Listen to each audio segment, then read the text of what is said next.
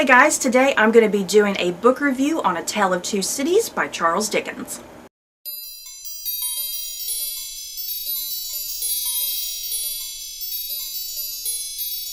A Tale of Two Cities by Charles Dickens is set in London and Paris before and during the French Revolution, following the plight of the French peasantry as they seek justice against the aristocracy. So, I finally got around to A Tale of Two Cities. It's about damn time, let's put it that way. A Tale of Two Cities is just one of those, must classics in some ways. And the thing is, even if you've never read this book, there's a pretty likely chance that you've heard the opening lines of "It was the best of times, it was the worst of times." Most people, I think, know where that comes from, even if you've never read this. And then even the final concluding line of the novel, I think most people know. The whole thing of, "It is a far better thing that I do," that whole spiel. So not only was I excited to read this novel, I was just also excited because I love Great Expectations by Charles Dickens. Great Expectations is one of my all-time favorite classics. I've read it numerous times, so I kind of went into this novel thinking, oh, I'm gonna love this just as much as Great Expectations. And you guys, this novel, it disappointed me. Unfortunately, this novel just didn't impress me whatsoever. I found it really slow. I found it really boring. I found that nothing ever really happened. Let's put it this way, to add a bit of positivity though, because this is a classic and it is considered this amazing piece of literature. I'm not denying that fact at all. I do appreciate what Charles Dickens was doing with this novel, though, the themes that it was presenting, because it is about the peasant class versus the aristocracy and the fighting that comes from that. And I do think Charles Dickens, his writing and his prose and whatnot, I do feel like it was absolutely gorgeous, especially near the end of the novel as things get really intense and heated and dramatic.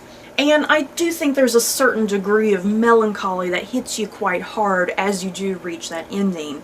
I guess for me, what I wanted a stronger focus on was the main three characters, those being Lucy and Sidney Carton and Charles Darnay. I would have loved to have seen more of those characters because those are characters, I know that they exist. I've not read this book prior to now, and I knew who those characters were kind of through pop culture, if you will. So I expected them to be huge characters in this novel, and I don't know if it's just me, but I felt like they were barely even in here. I felt like the novel focused more on the peasant class and those characters. Because yeah, instead of this focus on the three main characters, who I thought were kind of more main characters in my brain, instead the novel focuses on all these other characters that I just don't really give a damn about, unfortunately.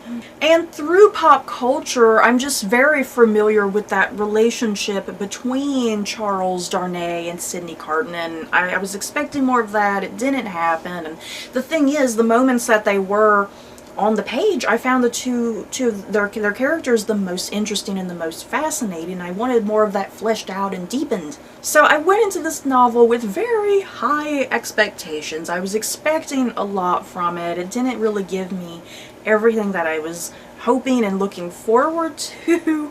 And I think also my expectation was, oh, it takes place during the French Revolution. There's going to be all sorts of action and drama in here, and there wasn't a lot of action in regards to the French Revolution. It was mostly just a lot of people talking. Even though this book disappointed me, I'm still really glad that I finally got around to reading it, because I think it's still an important piece of literature. There's something very relatable about it in some ways, so I'm glad I finally got to it.